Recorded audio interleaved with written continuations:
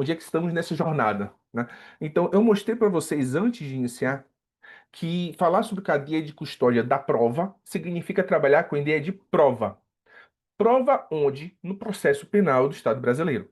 Então, trabalhar com a ideia de cadeia de custódia da prova, a gente precisa entender antes como funciona a linha do tempo do processo penal. Então, a gente viu isso na semana passada e mostrei para vocês como é que funciona essa linha do tempo e onde está a prova, e aí vem a teoria geral da prova, dentro desse processo penal. Então, por quê? Que a ideia é você visualizar. A gente faz, o perito realiza a perícia para criar um laudo pericial. E aquele laudo pericial vai ser utilizado em que momento? Essa é a ideia da gente perceber a linha do tempo do processo penal e por que a importância desta prova para o processo penal. E eu comentei no encontro passado o seguinte: o objetivo do perito não é auxiliar nem prejudicar Ministério Público ou Defesa. E aí, lembrando que a gente tem possibilidade de Ministério Público ou queixa-crime, tá? Vamos pensar na ação penal pública. O Ministério Público ou a Defesa. Não, o objetivo não é beneficiar nenhum dos dois. É criar um laudo, um material em que será constatado o que aconteceu naquele fato. Pronto. Agora, como aquele material vai ser utilizado pelas partes, depende deles. Como aquele material será utilizado pelo juiz, depende do juiz. Então, até comentei com vocês a ideia de valoração da prova, lembram? E aí, dentro do princípio da validação das provas ilícitas, nós falamos sobre isso. O juiz, ele vai majorar a prova da forma que ele achar mais conveniente. Não existe uma prova que é mais importante do que a outra. Não existe uma prova que vale mais do que outra. Pelo contrário, o juiz vai pegar aquela prova e, de acordo com as circunstâncias do fato, do contexto que ele se apresenta, ele vai utilizar da forma que ele achar mais conveniente para a solução daquele caso concreto. Joia? E aí, tecnicamente, entramos no tema de cadeia de custódia. Vimos que o tema cadeia de custódia entrou no ordenamento brasileiro através do pacote anticrime, Lei 13.964/2019, mas que a ideia em si de cadeia de custódia é anterior ao próprio pacote anticrime. Já se falava em cadeia de custódia antes mesmo disso. E o que é basicamente falar sobre cadeia de custódia, gente? Falar sobre cadeia de custódia nada mais é do que entender qual procedimento para a produção daquele laudo pericial. Qual é o passo a passo que a perícia precisa realizar para criar uma prova chamada laudo pericial? O objetivo da perícia é criar um laudo pericial. Joia. Qual é o passo a passo para se chegar até lá? Desde o momento do reconhecimento do crime, e aqui a gente falou de notícia crimes, desde aquele momento de reconhecimento, e aí vai para a ideia de isolamento, coleta e tudo mais até o descarte da prova. Pronto. Como que eu tenho que fazer o passo a passo para a produção dessa prova? Isso é a cadeia de custódia. E qualquer erro nesse passo a passo é o que nós chamamos de quebra. Quebra da cadeia de custódia. Existe uma quebra, uma ruptura. Então, e aí eu utilizei um exemplo bem bobo, mas só para exemplificar, no momento de acondicionar um vestígio, botar no invólucro e fechar com nome daquele, esqueci de novo. Uma Xuxa de cabelo. Serve? Não, não serve. Tem que ser o lacre. Um lacre identificado, lacre com o seu número. Pronto. Se houver aquilo ali, já existe a quebra de cadeia de custódia.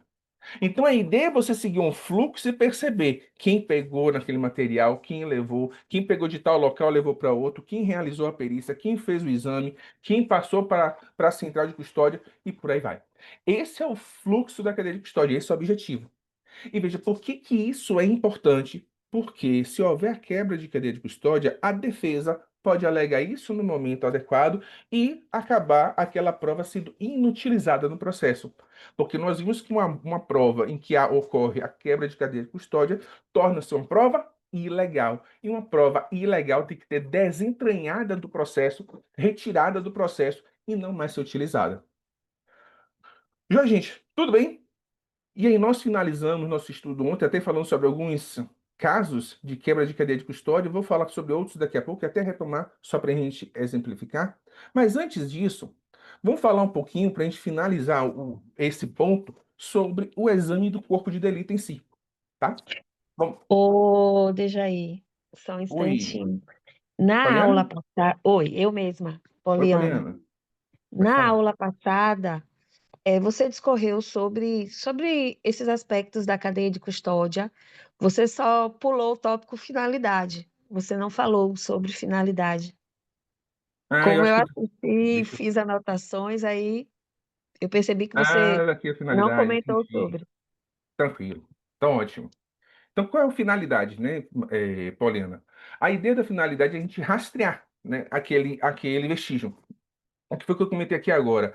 A ideia da cadeia de custódia é saber em que momento ela foi reconhecida, e aí a gente até trabalhou com a ideia, né, do reconhecimento, do isolamento, quando é que se começa mesmo a cadeia de custódia. A lei fala sobre o reconhecimento, depois ela fala sobre o isolamento. Então, na prática, é em qualquer um desses dois, né? Então, nenhuma questão vai cobrar, acho que até comentei sobre isso com vocês, uma pergunta sobre onde começa e vai ter a letra A, reconhecimento, e a letra B, isolamento. Porque a própria norma em si, ela se confunde com relação a isso. Mas, vamos lá. Então, nós temos reconhecimento e isolamento do local de crime. A partir daquele isolamento, nós temos o vestígio, e aquele vestígio que foi coletado, ele vai ser trabalhado durante a cadeia de custódia. Pronto. Qual é a finalidade desta cadeia? É justamente ver esse fluxo, né, que eu comentei aqui agora para vocês. Vai rastrear a posse e o seu manuseio. Quem pegou ali naquela coleta, quem botou no invólucro, quem levou para onde, depois que levou para onde, quem encaminhou para análise de pericial, houve transporte, não houve transporte, depois da análise pericial, vai para a central de custódia, quem levou para a central de custódia, quando chega na central de custódia, e aí, permitam-me, a grosso modo, lembrar, né? A ideia de central de custódia é como se fosse um depósito em que ele vai enviar e retirar, vai guardar aquele vestígio até o descarte através da autorização judicial. Pronto. Chega lá na central de custódia, alguém mais vai pegar naquele material? Vai. Quem pegou? Quando pegou? Qual horário pegou? Pronto. Tudo vai estar onde? Rastreado. É rastrear a posse e o manuseio. E veja qual seria a diferença. A ideia de que rastrear a posse é justamente quem pegou e leva, encaminha, né, de um lugar para o outro. O manuseio é justamente a partir da sua análise pericial. Quem que vai manusear aquele vestígio? É uma coleta de impressão digital local de crime? É um perito. Aquilo é uma bala, é uma arma? É um outro perito. Aquele material é um material líquido em que pode ser alguma substância química, vai para um outro perito, e por aí vai. Então, a finalidade é justamente ver esse fluxo. Como que funciona esse fluxo de quem pega, quem utiliza, até o seu descarte final. Joia, Valena, obrigado por avisar, tá? Valeu. Certinho. Eu que agradeço. E assim, não estranhe minha voz, não, porque eu estou ensaiando para ficar rouca. A minha voz é um pouco diferente. Nada, fique Mas tranquila. valeu. Vamos lá. Pessoal, então o que é o corpo de delito? A gente trabalhou sobre a ideia de vestígio, né, na semana passada. O que é o corpo de delito para o processo penal? O conjunto de vestígios materiais ou sensíveis deixados pela infração penal. Então, vestígio, a gente viu que é aquele qualquer coisa bruto e material que pode ser utilizado para análise, e o corpo de delito é o conjunto de vestígios. Geralmente, no local de crime, não necessariamente vai ter um vestígio, vai ter alguns vestígios. E aqueles vestígios serão destinados para perícias específicas, até talvez em situações mais complexas, o mesmo vestígio vai ser analisado por peritos diferentes, né? Então, a ideia é você saber quais são os vestígios que estão aqui, e aqueles vestígios é o que nós chamamos de corpo de delito. E o que é feito nesse exame de corpo de delito? Uma análise feita por pessoas com conhecimentos técnicos e científicos sobre os vestígios materiais deixados pela infração penal para comprovação da materialidade e autoria do delito. E aí vamos lá, vejam. Qual é a ideia da cadeia de custódia? Analisar o vestígio e agora esse corpo de delito, que é o conjunto deles. Mas vai ser feito por quem? Pelo perito. Veja que o perito ele tem um conhecimento técnico ou científico. Por que que... E aí, pensando a grosso modo, ah, Pablo e Toque também, vamos lá, Pablo. Pablo, o objetivo da perícia é porque o juiz ele não pode fazer tudo. Veja que o material da perícia ele vai ser levado para o processo. Nesse processo, ele será utilizado vai ser utilizado de maneira estratégica pela acusação e pela defesa, e no final, quem vai dar a valoração necessária, condenar ou absolver, vai ser o juiz. E por que que o juiz, então, não vai lá e produz essa prova? Porque o juiz não tem o conhecimento de tudo. O juiz não tem o conhecimento técnico necessário para realizar todas as perícias. Imagine também se o juiz seria um suprassumo do mundo, né? É aquele juiz que ele vai, então ele pode até prender, condenar e depois julgar. Tem até um filme, né, sobre isso, aquele O Juiz. Não sei se você assistiu, é mais antigo. Tem um com o Sylvester Stallone e depois teve um outro juiz. Mas qual era o juiz dali? É aquele juiz que ele prendia, já condenava, já acusava e já dava a execução da pena. Isso ó, lá atrás. Mas veja, então a ideia aqui, tem que ter um perito, e aquele perito ele vai analisar porque ele tem um conhecimento científico para aquilo. E aí eu comentei com vocês da possibilidade de não existir o perito naquela localidade. Ou o perito, às vezes tem um perito, o perito ficou doente, o do perito não apareceu, ou realmente existem localidades que têm maior dificuldade de perito. E aí vai se fazer o quê? Nesse caso que não tem perito?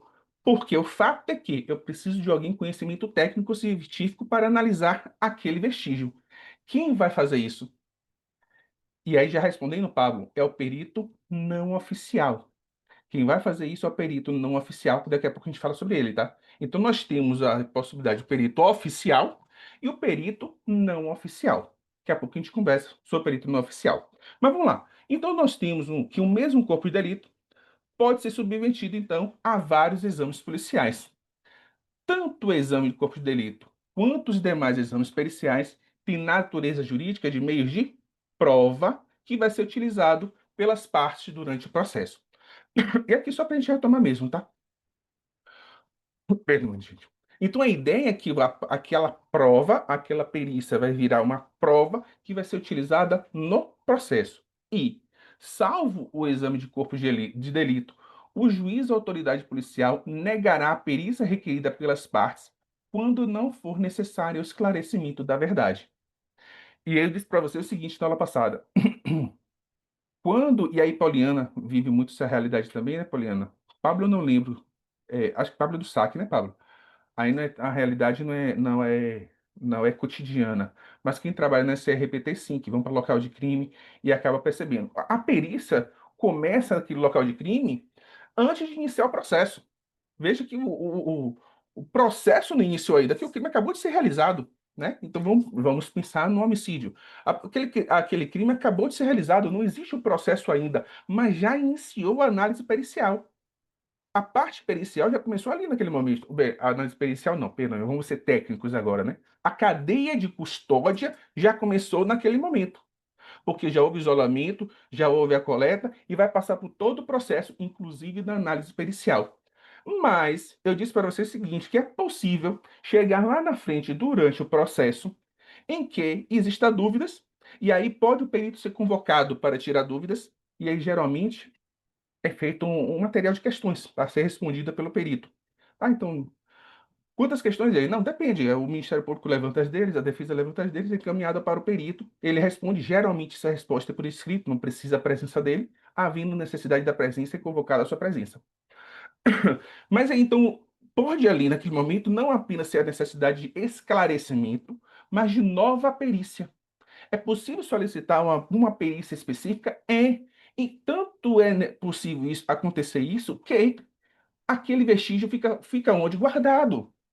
Aquele vestígio, depois de analisado, vai para onde? Para sinal de custódia, para ter a guarda daquele vestígio. E eu disse para vocês, é possível durante o processo que solicite uma nova perícia sobre uma outra coisa que não foi realizada. Por exemplo, digamos que não foi feita a perícia de balística, e aí vem a defesa e diz, eu quero que faça a perícia de balística porque eu vou provar que nessa perícia que a bala não é do revólver do meu cliente. Difícil acontecer, né? Mas difícil não ter acontecido, mas só um exemplo. Então percebe que é possível, durante o fluxo, ocorrer uma perícia? É. Mas essa perícia, ela é necessária para o esclarecimento da verdade? Porque neste exemplo que eu disse que a pessoa morreu, houve um tiro, né, não houve a balística, pode solicitar a perícia balística? Pode.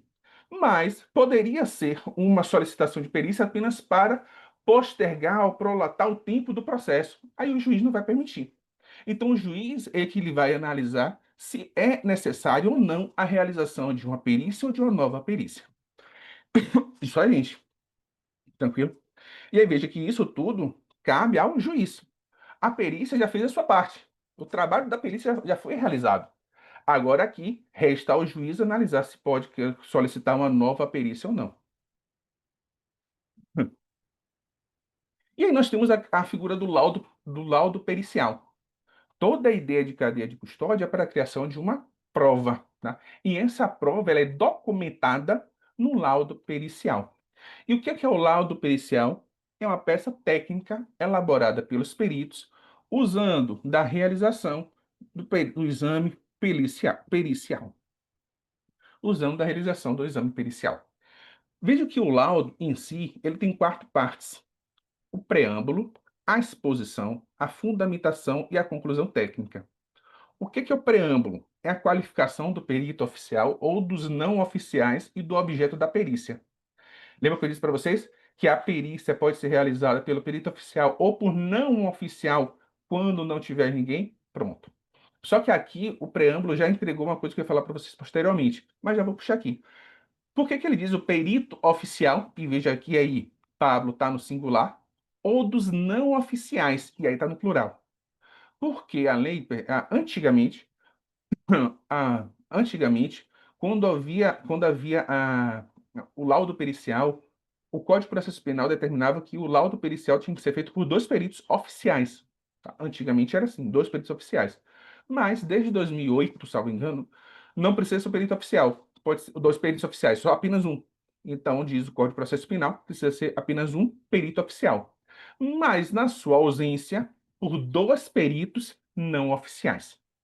Joia? Então, na ausência de um perito oficial, tem que ser dois peritos não oficiais. Levando em consideração ainda uma outra coisa, obviamente que como a gente está falando aqui de uma situação técnica, de conhecimento técnico, conhecimento científico, esse perito não oficial tem que ter conhecimento técnico científico naquilo que será realizada a perícia. Tá? Então, digamos que a ideia é fazer analisar um cadáver. Então vai chamar quem? Vai chamar uma pessoa um especialista em computação forense? Não, não vai chamar uma pessoa que é especialista em computação forense. Vai chamar um especialista médico, tá? Porque é a área dele. Da mesma forma que não vai chamar um médico para fazer uma análise em um computador. Vai chamar aquele especialista em computação forense. Tudo bem? Então a ideia é que esse perito não oficial, primeiro tem que ser dois, tenha conhecimento técnico científico naquilo a ser produzido e, além disso, tem que ter diploma, tá? Tem que ter curso de graduação, tem que ter diploma. Assim como o perito oficial. A ideia de perito oficial hoje também tem que ter diploma. Então, já que o perito oficial tem que ter diploma, o não oficial também. Vamos lá. Então, vai ter qualificação do perito ou dos peritos não oficiais e o objeto da perícia. O que é que está sendo analisado? Pronto. A exposição. A exposição é a narrativa de tudo que é observado pelos especialistas. Então eles vão, e aí, quando a gente pensa na ideia de um local de crime, fica muito fácil a gente poder visualizar, né? Como que se apresenta aquele local de crime. Tem que estar tudo na exposição. Veja que exposição é narrativa. E a fundação, perdão, gente, são os motivos que levaram os especialistas à conclusão final. E expert significa especialista, tá? Então, são os motivos que levaram os especialistas à sua conclusão, tá? A conclusão técnica, que é a resposta aos quesitos. Qual é a conclusão dele para aquilo? Pronto. A conclusão tem que ter alguma fundamentação, e essa fundamentação é importante, tá joia? Então, tem que ter uma fundação para explicar por que chegou àquele conhecimento. Lembrando que quando a gente fala dessas partes, ou, desculpa, do laudo pericial, nós temos algumas normas legais referentes ao exame de corpo de delito em que é interessante a gente relembrar, que estão no artigo 160 e 161. Tem outros? Tem, tá? Mas é só para a gente lembrar esses aqui. Os peritos elaborarão laudo pericial, onde descreverão minuciosamente o que examinarem e responderão aos quesitos formulados. Veja que essa parte dos quesitos é quando solicitado pelo juiz. O laudo pericial será elaborado no prazo máximo de 10 dias, podendo este prazo ser prorrogado, em casos excepcionais, a requerimento dos peritos. Veja, na lei, existe uma previsão que vai ser realizado em 10 dias, podendo ser prorrogado em casos excepcionais. Isso prorrogação é comum? Sim, não é estranho eu solicitar se há a prorrogação, principalmente em casos mais complexos, né? Em casos mais complexos, maior ainda a necessidade de prorrogação. Até porque que existem algumas análises periciais que são mais complicadas de serem elaboradas. né? Então, o laudo de sanidade mental, por exemplo, não é o laudo que é feito de uma hora para outra. Então, existe a necessidade de um tempo para isso. Por exemplo, até que eu dei na semana passada, né? E o exame de corpo de delito poderá ser feito em qualquer dia e em qualquer hora. Joia? E qual o momento para a juntada do laudo pericial? Em que momento esse laudo pericial é juntado ao processo? Eu disse que o laudo pericial ele vai para o processo. Pronto. Quando? Em que momento isso acontece? A lei não prevê. Tá? A lei não prevê um prazo específico para a apresentação desse laudo pericial. Mas o laudo, ele não é indispensável para o início do processo. O processo pode começar e ainda não ter sido finalizar o laudo. Existem exceções? Existem, claro. Por exemplo, de acordo com a lei de drogas, para efeito da lavratura do auto de prisão em flagrante e estabelecimento da materialidade do delito, é suficiente o laudo de constatação da natureza e quantidade da droga, firmado por perito oficial ou na faltadez por pessoa idônea. A lei de drogas exige o laudo complementar para a própria prisão em flagrante. Então, veja, aqui ela é necessária. Aqui você precisa do laudo para realizar a prisão em flagrante, para iniciar o processo em si. Nem só para a prisão, mas para iniciar o processo em si, porque essa prisão vai levar ao processo, né? Mas nos crimes contra a propriedade imaterial também. Então, no caso de haver o crime deixado vestígio, a queixa ou a denúncia não será recebida se não for instruída com o exame pericial dos objetos que constituíam um corpo de delito.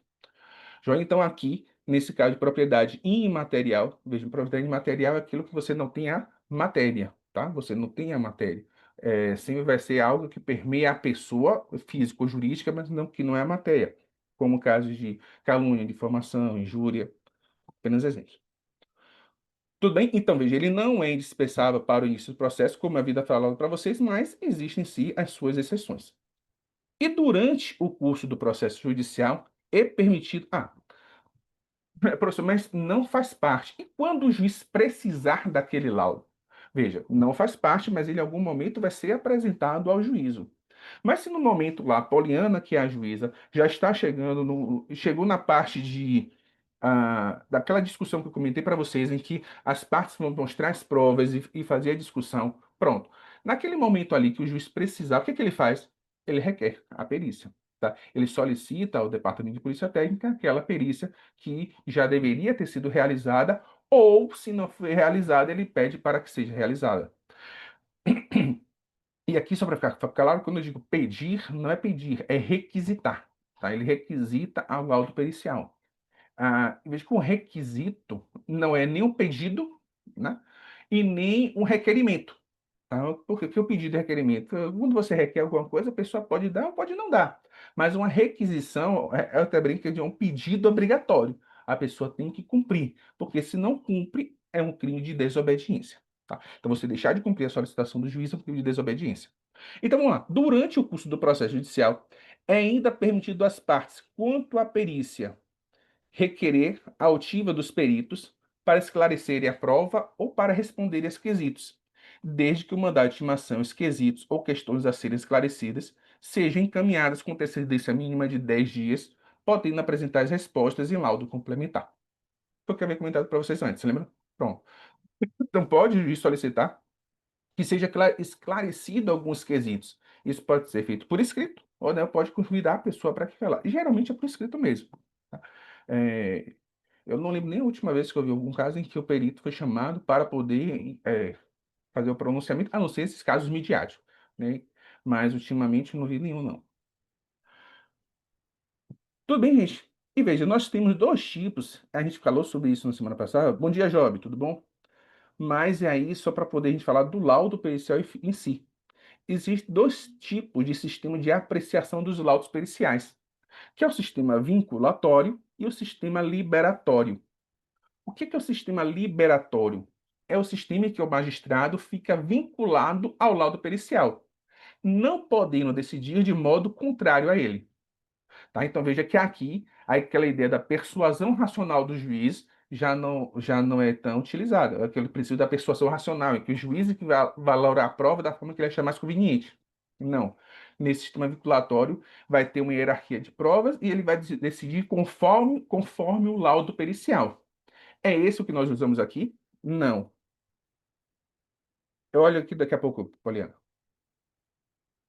Ah, é que os nomes já falei, mas eu volto para vocês. O sistema liberatório. Eu deixo aqui em aberto o chat justamente para que vocês forem falando alguma coisa, aparecendo aqui, eu vou conversando. E o sistema liberatório, que é quando o juiz não fica vinculado ao laudo pericial, podendo aceitar ou rejeitá-lo.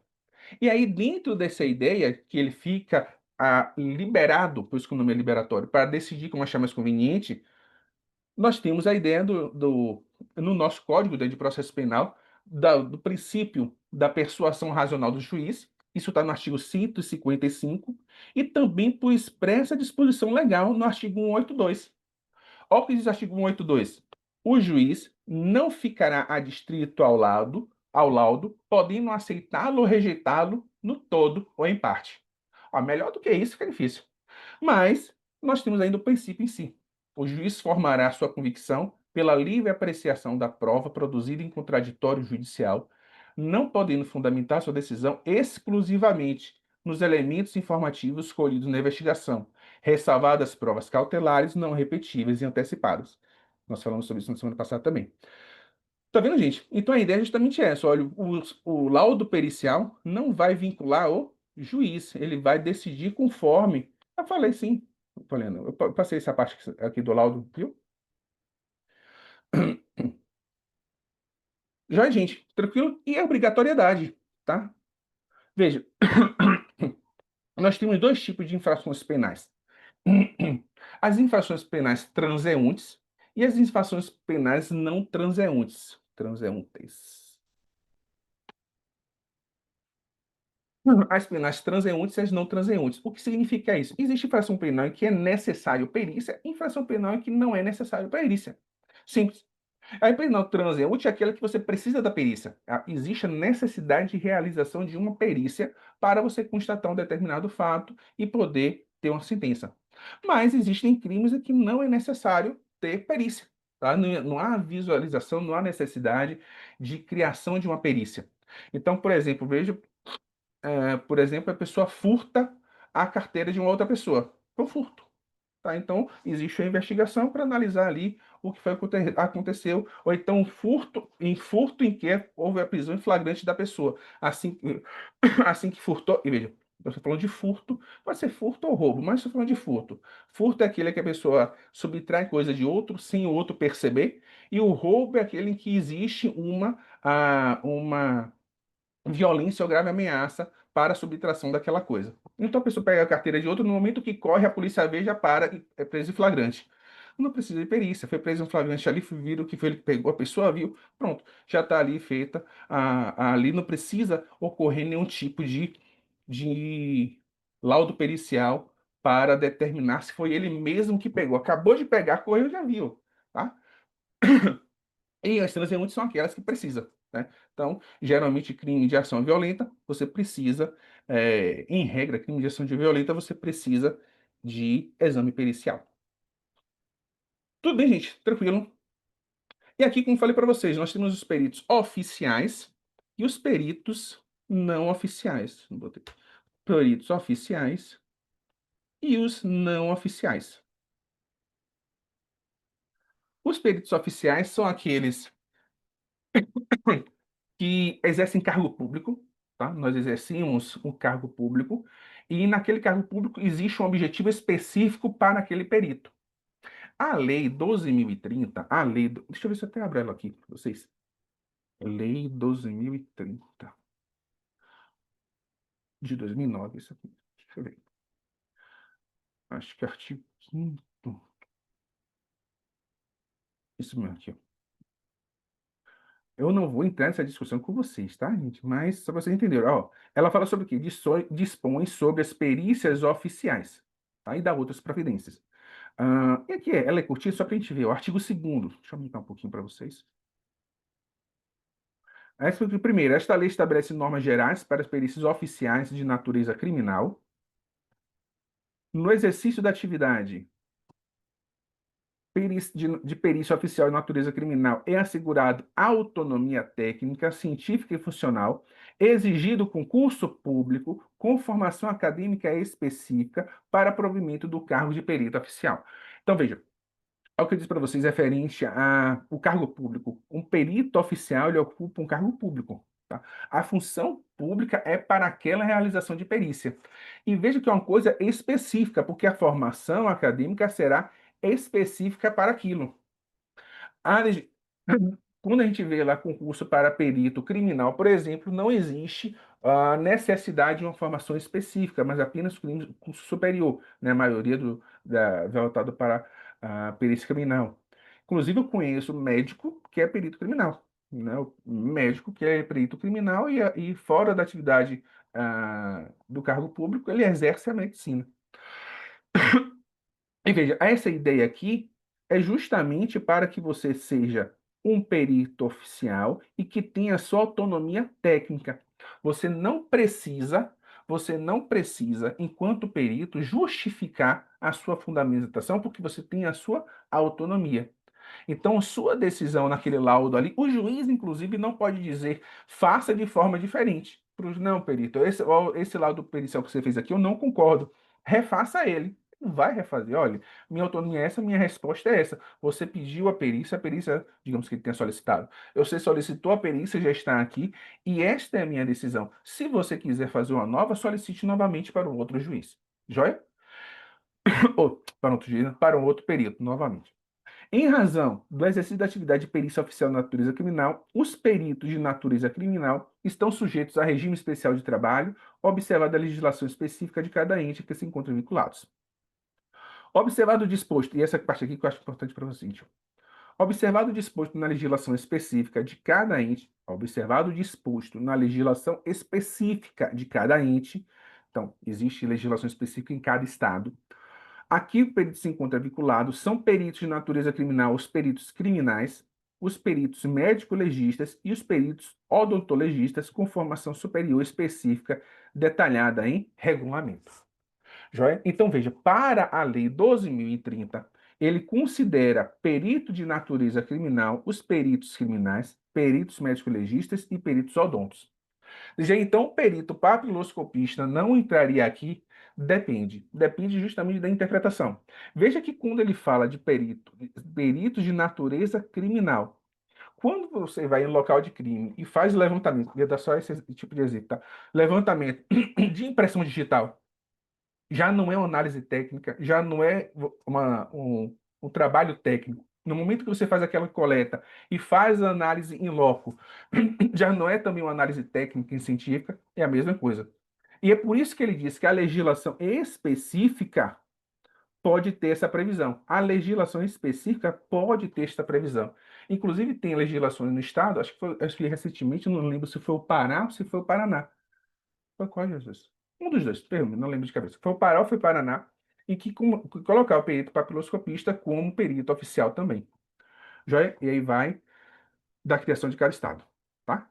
Então nós temos uma lei que trabalha essa lei 12.030 que dá as normas gerais, veja, dispõe sobre as perícias oficiais, e nós temos os peritos não oficiais. Lembrando que esses não oficiais também precisam de diploma,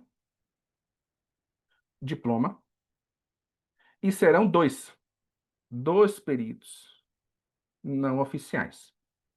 Dois peritos não oficiais. Não oficiais. Precisam de diploma e de conhecimento técnico científico para análise do vestígio.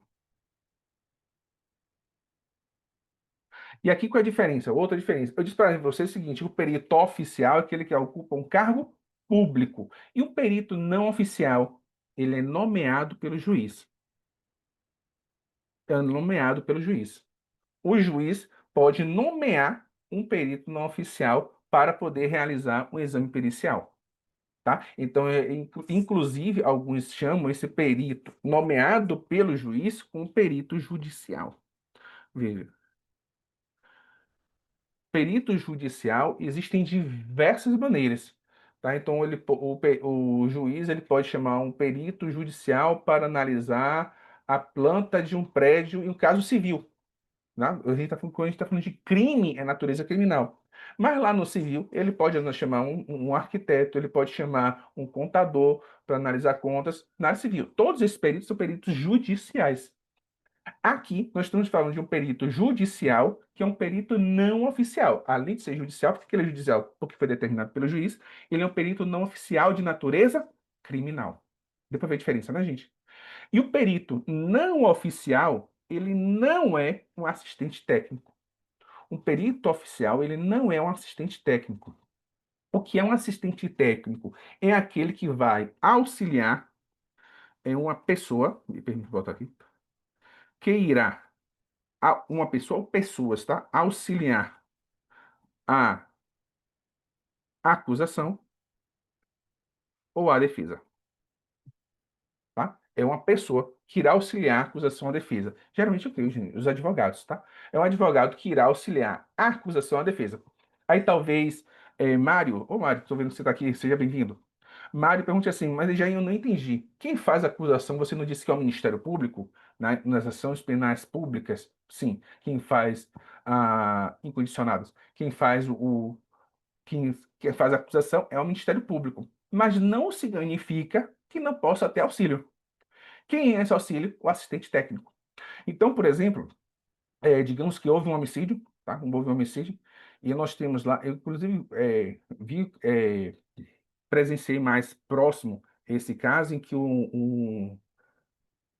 deixa eu ver aqui mais ou menos, foi uma briga, uma discussão na fila da Subway, uma discussão na fila da Subway, em que uma pessoa brigou com a outra, e aí, na saída da Subway, um cara tira a arma e mata o outro em virtude de uma discussão na fila da Subway, gente, é difícil hoje. Mas por causa disso, na fila da Subway, foi lá e matou essa outra pessoa. E aí, descobriu-se que aquela pessoa que matou era um policial militar. Tá? Então, o policial militar que não estava fardado, estava na fila da Subway, tirou a arma, matou a pessoa, e aí começou o processo. Nós temos a acusação, que é uma acusação do Ministério Público. A família da vítima, o que foi que fez? Contratou um advogado para auxiliar no processo, ou seja, para ajudar o Ministério Público no processo. Ajudar em que sentido? Ajudar em tudo que for necessário. A ouvir testemunha, a correr atrás de provas, a ver o padrão. Então, tudo que o Ministério Público faria, fez com auxílio de um advogado. Então, neste caso, o que que é esse advogado que está participando ali? Um assistente técnico. Tá? Um assistente técnico que foi participar junto com o advogado. Geralmente, não há assistente técnico na defesa.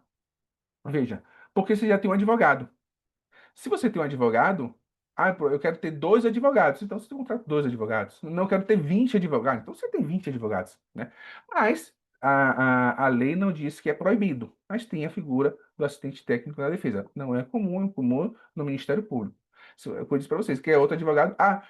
Tem um defensor público, pode auxiliar o defensor público, pô, mas se a pessoa vai participar como assistente técnico do defensor público, contrata ele como um advogado, né? A lógica maior é essa, contrata ele como advogado para auxiliar o defensor público. Até porque, dentro das esferas do judiciário, o defensor público, coitado, é o mais carente, é o mais carente, digamos assim. Você vai para o juiz tem lá, tem o juiz, tem um assessor, né? O juiz tem um juiz, tem um assessor. Os desembargadores, se for o desembargador, tem um juiz e pelo menos dois assessores. O Ministério Público tem um promotor e tem o seu assessor. O defensor público tem um defensor e só ele. Então, tudo fica em cima dele. E quando você vai para determinadas varas, você tem lá a vara, você tem um juiz titular, o seu assessor, o Ministério Público, e geralmente tem dois promotores que representam o Ministério Público para aquela vara. Então, é uma mesma vara que tem dois promotores. E o defensor sempre é só um defensor para aquela vara. Então, é o mais carente, tá? Ou seja, a sobrecarga de atividade maior em quem? No defensor público. Já, gente, então essa é a ideia do assistente técnico. E nós temos também a possibilidade. Ó, eu escrevi aqui. Peraí, autópsia, pronto. Autópsia e exumação para exame cadavérico. Quando a gente fala de autópsia, e veja aqui, Código de Processo Penal. O Código de Processo Penal, ele fala sobre isso. Deixa eu ver aqui rapidinho. Autópsia aqui, ó, artigo 162. O artigo 162, ele diz o seguinte, ó, a autópsia será feita pelo menos 6 horas depois do óbito, salvo se os peritos, pela evidência dos sinais de morte, julgarem que possa ser feita antes daquele prazo, o que declararão nos autos, tá? Então veja, no caso de morte violenta, bastará o simples exame externo do cadáver quando não houver infração penal que apurar, ou quando as lesões externas permitirem precisar causa da morte e não houver necessidade de exame interno para verificação de alguma circunstância relevante. Então, esses dois aqui são fundamentais aqui para a gente, nosso estudo, tá? Deixa eu pegar o de baixo do e de voltar lá. Deixa aqui para você. E o que é que o artigo 163? Em caso de exumação para exame cadavérico, a autoridade providenciará para que em dia e hora previamente marcados se realize a diligência da qual se lavará auto circunstanciado. E aqui só alguns detalhes. Primeiro, a norma, ela fala em autópsia. Só que nós somos técnicos, né? Qual seria o termo mais adequado aqui? Necrópsia. Auto é como se fosse um exame em si mesmo, né? E naquele momento, naquele momento, a não ser que se a gente vá para uma linha muito espiritual aí, não tem como a pessoa fazer uma análise em si mesmo depois da morte, né? Então aqui não seria a ideia de uma autópsia, seria a ideia de uma necrópsia. E essa aqui, quando existe uma determinação de exame cadavérico, veja o seguinte: a autoridade, aqui nós estamos falando do juiz. O juiz pode solicitar a exumação de cadáver? Pode. A autoridade policial também pode? Pode. Só que quando o juiz solicita a exumação de cadáver para análise pericial, e veja, é claro que ele vai levar em consideração, gente, aqui 300 mil coisas, né? Porque, veja, para você solicitar a exumação a exumação de um cadáver para exame pericial, depende muito do tempo, né, que está com aquele corpo, qual seria o tipo de crime, se ainda vai haver vestígios para poder analisar ou não. Então, é uma coisa extremamente complicada, e bem respeitosa, porque ali existe um cadáver que também tem direitos, o corpo também tem direitos, e mesmo assim para a família, que aqui fica e tem que ver aquele corpo ser exumado, tá? Mas, se o juiz determinar a exumação, não pode. Então, digamos que o juiz determina a exumação e chega lá no cemitério, e aí de pessoa, o cemitério não ajuda, a administração do cemitério não auxilia para a exumação do cadáver, não mostra onde é que ele está, aquele corpo, ou não faz indicações, não vai ao auxílio, isso também é crime de desobediência, tá? Aqui não é uma solicitação, veja que o juiz ele não pede nada, ele requisita. O que é requisitar? É um pedido forçado, você tem que cumprir. Tudo bem, gente? E tem uma coisa que eu agora acabei de lembrar, que eu acho interessante vocês saberem também. É, quando a gente fala de perito oficial, a lei não diz que hum, perícias em mulheres têm que ser realizadas por mulheres e perícias em homens têm que ser realizadas por homens. Entende? Então a lei não faz distinção entre homens e mulheres. Tá? A lei ainda diz que o perito oficial tem que realizar o exame. Existe uma exceção que é quando for meninas e adolescentes, no caso de agressão sexual. Agressão sexual. E por que isso? Existe uma lei no Rio de Janeiro, uma lei do Rio de Janeiro, em que essa lei no Rio de Janeiro, no estado do Rio de Janeiro, tem uma previsão que em casos de violência sexual contra meninas e adolescentes, quem deverá realizar a perícia é uma perita mulher. Tá? Isso é uma lei lá no Rio de Janeiro. É uma perita mulher. Como não existe como na norma não existe essa previsão, houve um ADIM contra essa norma. Um ADIM contra essa norma, que é a ADIM 6039. ADIM 6039, acho que sim. 6039. 6039. ADIM 6039. O que é uma ADIM, gente? É uma ação declaratória de inconstitucionalidade. Veja, nós temos